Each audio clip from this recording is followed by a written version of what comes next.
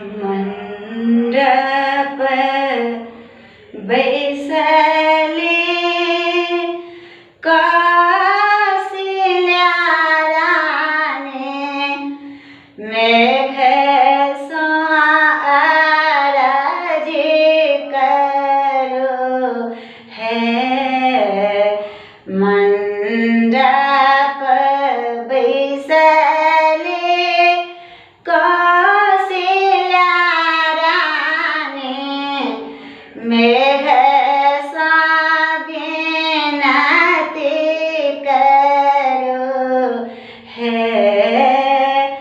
मेघ वाहे कदोले के बाना जोने बरसावा रामचंद्र भिजता रे।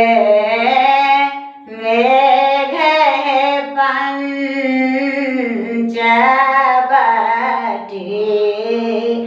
जोने बरसावा रामचंद्र भिजता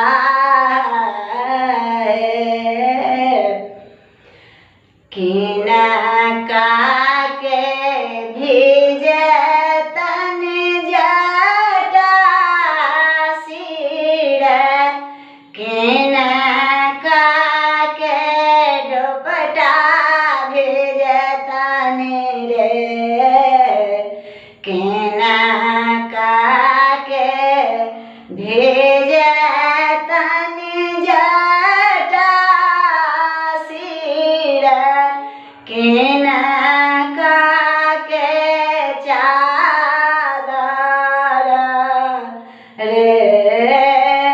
मेघ किनका के भिजतन नामी के सकी तीनों मान व्याकुल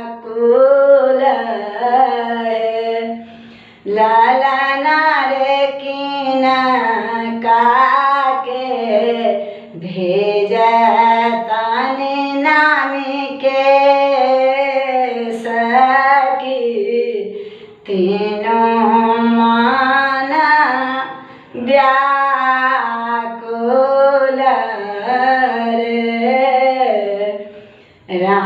रामचंद्र के भिजतन जटा सिर लखन के चादर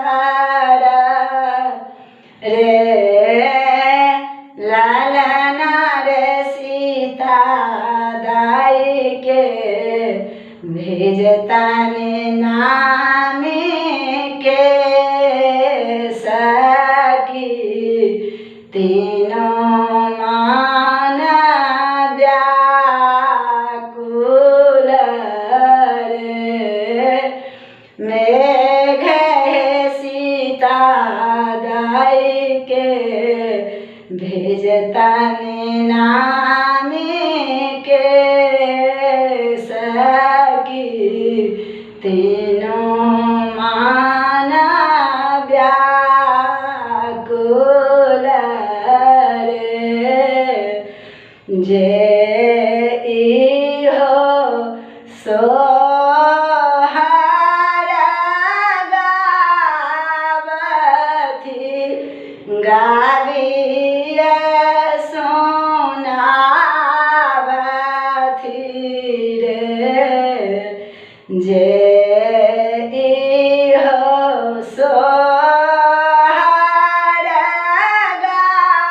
गावथी गाविय सोनावथी रे। ललना